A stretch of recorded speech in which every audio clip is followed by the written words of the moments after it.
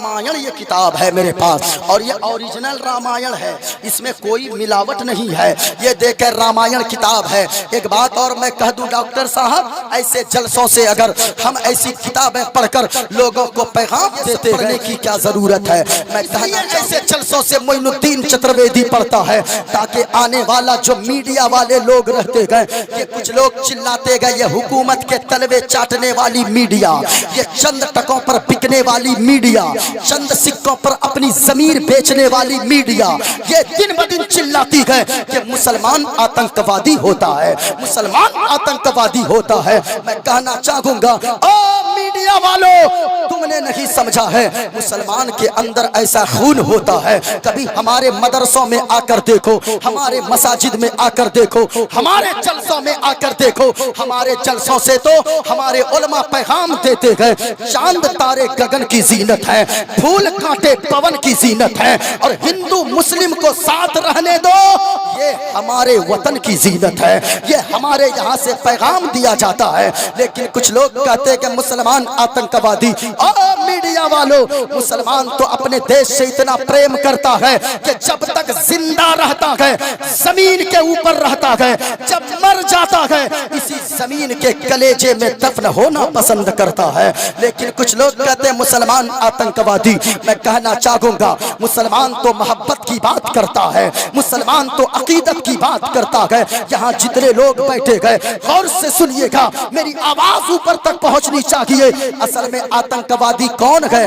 कुछ दिनों पहले, 2-4 साल पहले, कुछ गंदे किस्म के नौजवान दिल्ली के चौराहे पर खड़े होकर नारा लगा रहे थे दिल्ली की सड़कों पर कि मुल्ले काटे जाएंगे, राम राम चिल्लाएंगे। मैं कहना चाहूंगा और मीडिया वालों, ऐसे लोग तुम्हें नहीं दिखते। असल में आतंकवादी यही लोग हैं जो मुस्लिम और हिंदू के दरमियान नफरत की बीज बोना चाहते गए। और मैं उनसे कहना चाहूंगा, वो 4 लुच्चे लफंगों से जो लोग हिंदू मुस्लिम हिंदू मुस्लिम हिंदू मुस्लिम करते गए, मैं कहना चाहूंगा उन लुच्चों लफंगों से, तुम कहते हो मुल्ले काटे जाएंगे, राम राम चिल्लाएंगे, तुम्हें मुसलमानों के खून का अंदाजा नहीं है।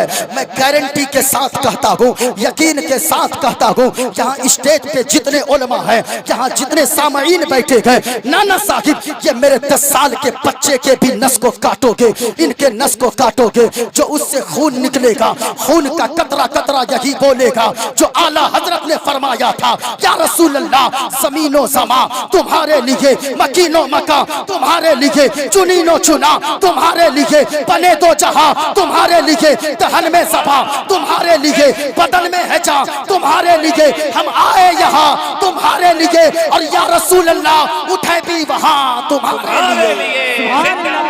नारे तकबीर, नारे रिसालत, शहीदे आजम कॉन्फ्रेंस, हमारा हिंदुस्तान, नारे तकबीर, नारे रिसालत। लोग कहते हैं कि अब जरा देखें, ये रामायण से मैं साबित करूंगा कि अल्लाह एक है। हम कुरान पढ़ते गए, हमारे बच्चे कुरान पढ़ते गए, हमारी बीवी कुरान पढ़ती है, हमारी माएँ कुरान पढ़ती है। कुरान क्या कहता है पहले कुरान से पूछते गए, उलमा से पूछिए। उठाइए 30वां पारा, सूरह इखलास को पढ़िए। सूरह इखलास में क्या लिखा गया? बिस्मिल्लाहिर रहमानिर रहीम, सुनिएगा। कुल हुवल्लाहु अहद अल्लाहुस समद लम यलिद वलम यूलद वलम यकुल लहू कुफुवन अहद। उठाइए कंजुल ईमान, तर्जमा पढ़िए। ए महबूबा फरमा दीजिए अल्लाह एक है।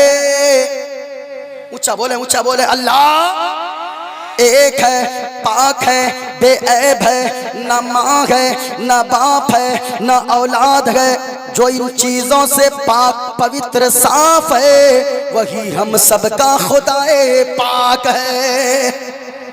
देखें, अब ये तो कुरान ने कहा, ये रामायण देखें मेरे हाथ में, रामायण का बाल कांड है और पेज नंबर 71 है। इस पे मैंने ये देखें, ताकि देखने में आए। मैंने निशान लगा दिया है। रामायण कहता है मैं देख कर पढ़ रहा हूँ, एक लफ्ज इधर उधर नहीं है।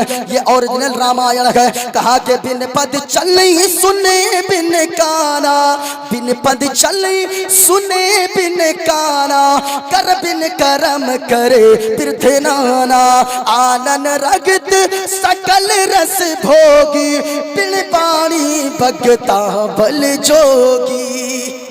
ये देखे रामायण। कहा के लोगों, अब जो मंत्र मैंने पढ़ा इसका खुलासा देखें। ये किताब मेरे पास है, श्री रामचरितमानस। ये देखें, श्री रामचरितमानस का बालकांड है। जब मैंने उस चौपाई, रामायण की चौपाई का खुलासा तलाश करना शुरू किया, ढूंढते ढूंढते एक किताब हाथ लगी, जिस किताब का नाम है श्री रामचरितमानस। इस किताब का पेज नंबर 130 है। इस किताब पे उसी चौपाई का तर्जमा लिखा गया। हमने कहा क्या मतलब है? जब इसमें हमने पढ़ा, कहा बिन पद चले सुने बिन काना। कहा लोगों, पूरी दुनिया का पैदा करने वाला खालिक वो है, पूरी दुनिया का चलाने वाला मालिक ऐसा है। बिन पद चली सुने बिन काना, जो चलता है लेकिन हमारे आपके तरफ पाँव नहीं है, जो सुनता है हमारे आपके तरह कान नहीं है, जो देखता है हमारी तरह आंखें नहीं है, जो पकड़ता है हमारे तरह हाथ नहीं है। कहा क्या मतलब? कहा कि अल्लाह वो है, इस दुनिया का पैदा करने वाला खालिक और मालिक वो है, जो चलता है लेकिन पाँव नहीं है। यानी पाँव से पाक, हाथ से पाक, आंखों से पाक, कान से पाक, नाक से पाक, जिस्मो जिस्मानियत से पाक, माँ से पाक, बाप से पाक, औलाद से पाक। जो इन चीजों से पाक, पवित्र, साफ है, वही हम सबका खुदाए पाक है। और वो अल्लाह, वो अल्लाह। और भी बहुत सारी किताबें मौजूद है, लेकिन एक बात रखिएगा याद, मैं एक किताब दिखाना चाहता हूँ। वो किताब आम किताब की तरह नहीं है। इस जगह से मेरी आगे की तरह गुफ्तगू, अगर आप बैठे रहे, आखिर में इंशाअल्लाह वो सब बातें फिर मैं बताऊंगा। मैंने जो वादा किया है, मैंने क्या वादा किया है? जलजला क्यों आता है, सैलाब क्यों आता है, तबाही क्यों आती है, बस्तियों में आग लग जाती है, पूरे घर जलकर राख हो जाते हैं। आखिर इसकी वजह क्या है? जरा गौर से सुनना प्यारे। मुजद्दिद अल्फसानी फरमाते गए, 3 गुनाह जब किसी कौम में दाखिल हो जाए, अल्लाह नाराज होता है, और इतना नाराज होता है कि पूरी बस्ती को अल्लाह तबाह को बर्बाद कर देता है। अल्लाह अल्लाह। सुनना प्यारे, वो 3 गुनाह कौन से हैं? सुनकर जाना। पहला गुनाह, मदीने वाले मुस्तफ़ा के गुलाम मुजद्दिद अल्फसानी फरमाते गए, 3 गुनाहों में से पहला गुनाह ये है, जब अल्लाह अपना अज़ाब कहीं भेजना चाहता है, सबसे पहला गुनाह जहां के लोग बेनमाजी हो जाते हैं। लोगों, आज नमाज नहीं पढ़ते हो, कसम खुदा की कहता हूँ, ये सांसें चल रही है ना, अल्लाह का शुक्र अदा करो। कितने लोग लॉकडाउन में मर गए, कफन तक नसीब नहीं हुआ। कितने लोगों को वो बुलडोजर से गड्ढा खोद कर उसे जमीन में गाड़ दिया गया, अल्लाह ने अब तक जिंदा रखा है। आपने क्या सोचा है? कभी सोचा? अगर अल्लाह ने अब तक जिंदा रखा है, कभी सोच लेना प्यारे, अगर तेरी मौत जवानी में हो गई। हाँ हाँ लोगों, हमने भी कितने जवानों को कब्रिस्तान पहुंचाकर अपने हाथों से मिट्टी दिया है, अपने हाथों से दफन किया है। आपने भी कितने नौजवानों को दफन किया होगा। आज तुम नमाजें नहीं पढ़ते हो, आज तुम सोचते हो हमारे बाजू में ताकत है, आज सोचते हो अल्लाह ने मुझे बड़ी ताकत से नवाजा है। ओ लोगों, नमाज आज पढ़ लो। अगर ये सांसें चल रही है, हर सांस पे अल्लाह का शुक्र अदा करो। याद रखना लोगों, ये जमाने वाले बड़े बेवफा होते हैं, कोई किसी का नहीं होता है, कोई किसी का नहीं होता। एक बात जानते हो, जिस दिन आपका इंतकाल होगा, चाचा आपके बेटों को अपने कलेजे से लगा लेगा, अपने सीने से लगाकर चाचा कहेगा, ये तो आज से मेरा बेटा है, आज से मैं इनकी देखभाल करूंगा, ये मेरा बेटा है। लेकिन वो कब तक चाचा की मोहब्बत रहती है? जब तक चहारम और 40वां ना हुआ हो। हाँ, चहारम और 40वां के बाद कोई नहीं पूछता है। उस वक्त वो चाचा इतना बड़ा दुश्मन होता है कि कौन दूसरा दुश्मन भी उस तरह दुश्मनी करता हो। लोगों, अगर अल्लाह ने जिंदा रखा है ना, अल्लाह का शुक्र अदा कीजिए। जरा गौर से सुनना, ये मेरे हाथ में एक किताब है।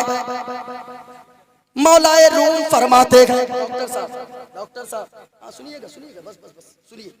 मौलाए रूम फरमाते गए, लोगों ये देखें मेरे हाथ में, डॉक्टर साहब ये देखें, ये किताब है किताबे जिंदगी। ये तकरीर मौलानाओं के लिए भी है, अवाम के लिए भी। हमारे लिए पहले है, आपके लिए बाद में है।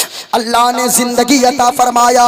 मौलाए रूम फरमाते गए, हर इंसान को अल्लाह ने पैदा फरमाकर जिंदगी की एक किताब दिया है। साथ में बोलो सुभान अल्लाह और झूम कर बोलो सुभान अल्लाह।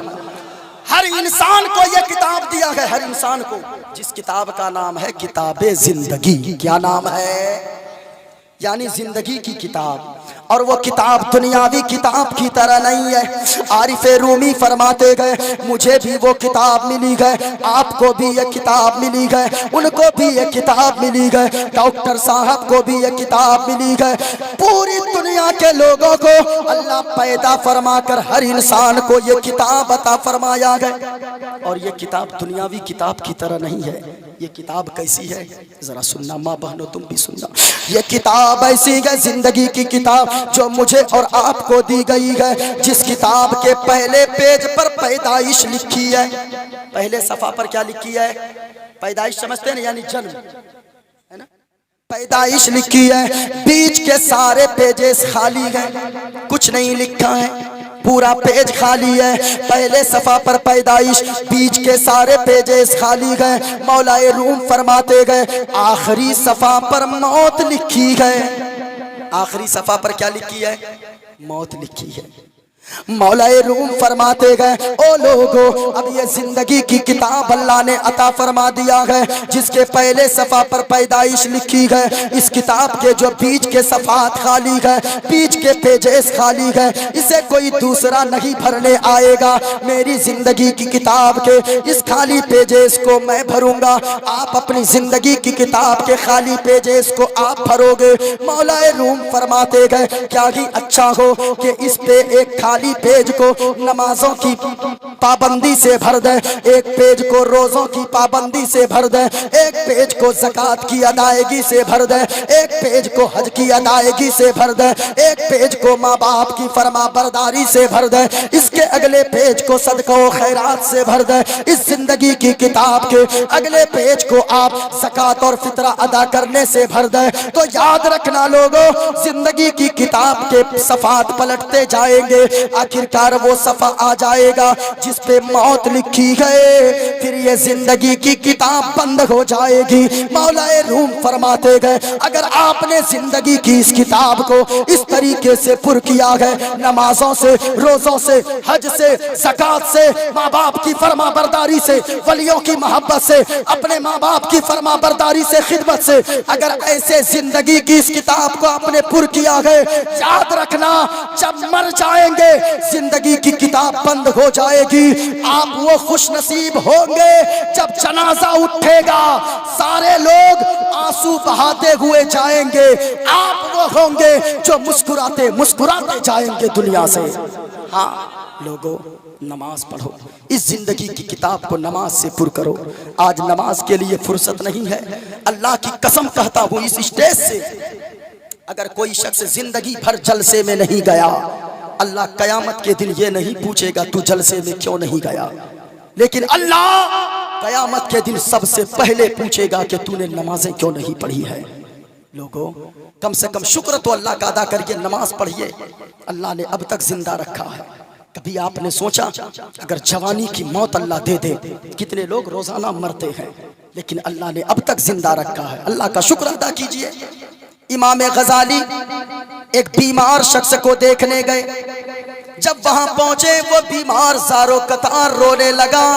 इतना रोया, आगे दाढ़ी भीग गई, आगे का कपड़ा भीग गया। इमाम गजाली ने फरमाया, ओ नौजवान ये बता तू रोता क्यों है? सुनना प्यारे, का रोता क्यों है? कहा इमाम गजाली मुझे डॉक्टरों ने कह दिया है मैं लाइलाज बीमारी में मुब्तला हूँ, 1 महीने का मैं मेहमान हूँ, 1 महीने के बाद मेरा इंतकाल हो जाएगा, मैं मर जाऊंगा। मैं वो बदनसीब बाप हूँ जो जीते जी अपने बच्चों को यतीम होता हुआ देख रहा हूँ, इसलिए मैं रो रहा हूँ। इमाम गजाली ने फरमाया, ओ पगले, अरे रोता क्यों है? कहा रो नहीं तो क्या करूं? कहा अल्लाह का शुक्र अदा कर, अल्लाह का। कहा किस बात पे? इमाम गजाली ने फरमाया, सुनो सुनो, इस बात पर अल्लाह का शुक्र अदा कर। कितने लोग अचानक इस दुनिया से चले गए, पता नहीं कलमा तक नसीब हुआ या नहीं। अचानक वो ट्रक के नीचे आया, अचानक वो बस के नीचे आया, अचानक मौत हो गई, पता नहीं तौबा तक नसीब हुई या नहीं। लेकिन तू तो खुश नसीब है, अल्लाह ने कम से कम 1 महीना तौबा करने की मोहलत तो अता फरमा दिया है। कम से कम अल्लाह ने जिंदा रखा है ना, अल्लाह का शुक्र अदा कीजिए।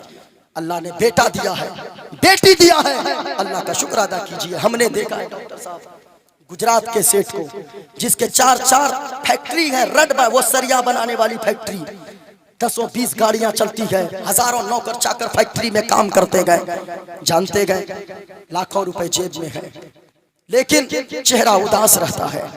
हमने पूछा, ओ सेठ साहब ये बताएं, लाखों रुपए जेब में लेकर चलते हो, हजारों नौकर चाकर काम करते गए, ये चेहरा उदास क्यों रहता है? कहने लगा कि मुफ्ती साहब, ये लाखों रुपए का क्या करूंगा? इन लाखों रुपए में से कोई 10 रुपए अब्बा कह के मांगने वाला, कोई 10 रुपए मांगने वाला अल्लाह ने मुझे बेटा या बेटी नहीं अता फरमाया है।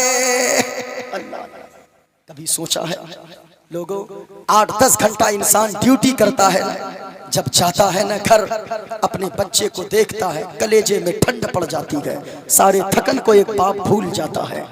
अल्लाह का शुक्र अदा कीजिए, अगर अल्लाह ने ये सांसों को अभी तक जिंदा रखा है। ये सांस क्या समझते हैं हम?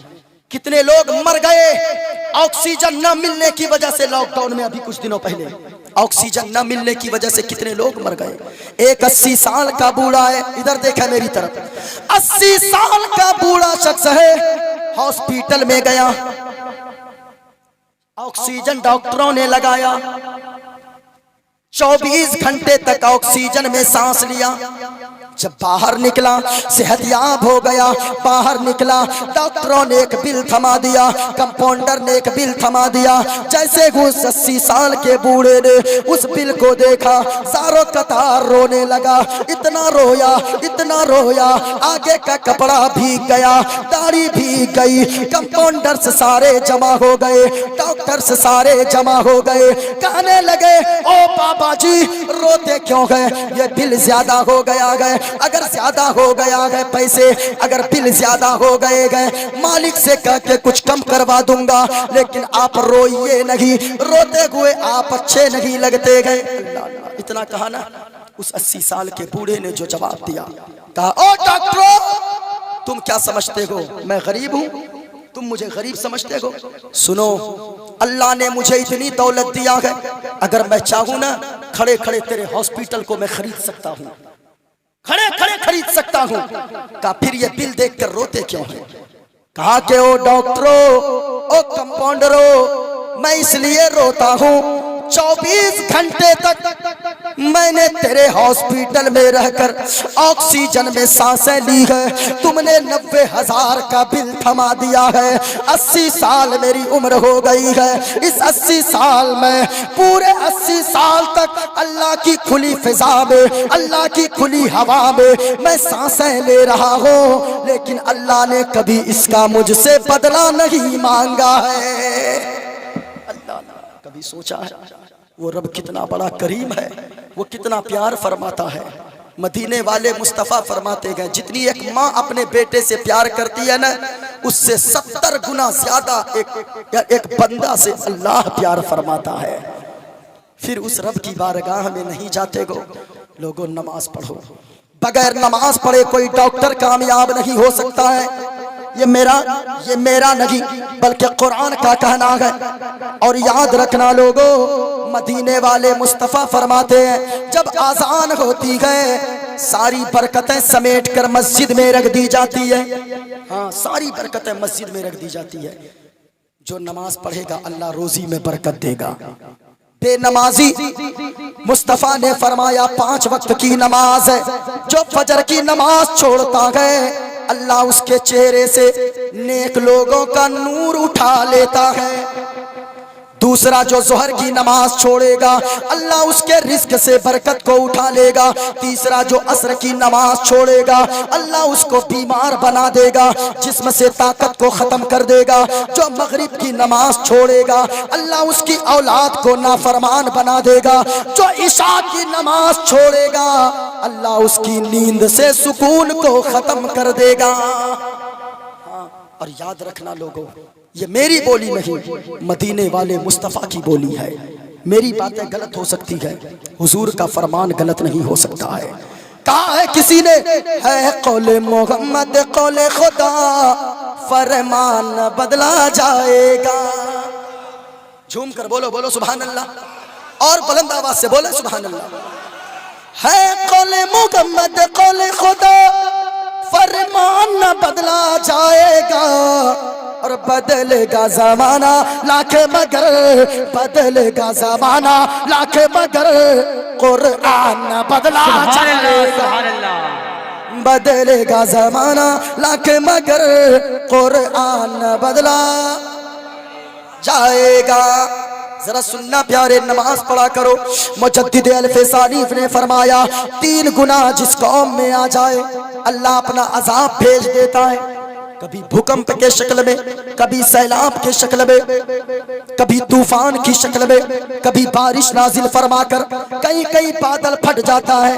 आपने सुना होगा उत्तराखंड में बादल फट गया था कई दफा, अभी भी फटते रहते बादल कभी कभी बारिश के मौसम में। जरा सुनना, 3 गुना जब लोग करने लगते गए, पहला गुना लोग जब बेनमाजी हो जाते गए, सुने दूसरा गुना। बता दूं कि तकरीर खत्म कर दूं? बता दूं? जरा हाथों को ठक्कर बोलो या रसूल अल्लाह, और प्यार से झूम कर बुलंद आवाज से बोलो या रसूल अल्लाह। माशाअल्लाह। सुनिएगा, दूसरा गुना। इस वक्त तकरीर करना आसान है, तकरीर सुनना बड़ा मुश्किल होता है। अगर आप सुन रहे गए ये बहुत बड़ी बात है। सारी दुनिया को नींद आ गई, उनका दीवाना बेदार है, उनका दीवाना बेदार है। आप ही फैसला कीजिए कौन जन्नत का हकदार है, कौन जन्नत का हकदार है। सुने कितने गुना, कितने गुना। पहला गुना वहां के लोग जहां के बेनमाजी हो जाएं। दूसरा गुना जहां के लोग झूठ बोलने लगे कसरत के साथ। लोगों झूठ मत बोला करो, झूठ में बरकत नहीं है, झूठों पर अल्लाह की लानत बरसती है। ये झूठ ने कितने घर को तबाह कर दिया। माँ बानो आप भी सुनना, डॉक्टर साहब जरा सुनिएगा, ये झूठ ने कितने घरों को तबाह कर दिया, कितने घरों को तबाह कर दिया। हाँ, एक हिकायत में पढ़ रहा था कि झूठ ने घर को कैसे तबाह किया है। एक बादशाह था, उसकी एक बीवी थी रानी। दोनों एक दिन बाजार गए, एक नौकर खरीदने, गुलाम खरीदने। गौर से सुनिएगा और सोचिएगा कि झूठ घर को कैसे तबाह करती है। वो बादशाह और उसकी बीवी रानी यानी राजा और रानी दोनों गए बाजार।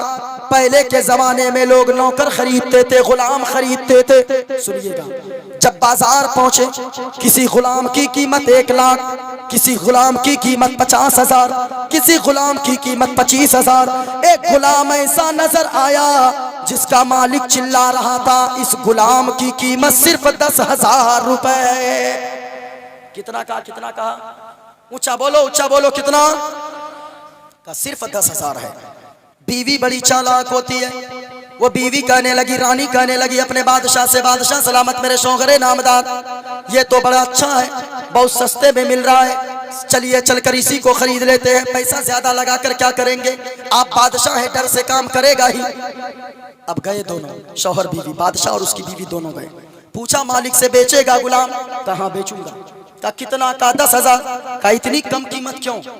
कहा कि कीमत इतनी कम इसलिए है कि इसमें सारी खूबियां मौजूद है, लेकिन इसमें एक कमी है। कहा कि वो कौन सी कमी है? कहा कि कमी ये है कि साल भर में एक दिन ये झूठ बोलता है। क्या कहा? क्या कहा? साल भर में एक दिन, साल भर में सिर्फ एक दिन। कहा कि पूरा साल सही सही बोलेगा, सच्ची बातें बोलेगा, साल में एक दिन आएगा जिस दिन ये झूठ बोलता है। बीवी बड़ी चालाक थी, कहने लगी बादशाह सलामत ले लीजिए, एक ही दिन में झूठ बोलेगा, झेल लेंगे किसी तरीके से। कहा कि बस साल में एक दिन बोलता है। कहा एक दिन? अब गुलाम को खरीदा, 10,000 दे दिया, घर लेकर आया।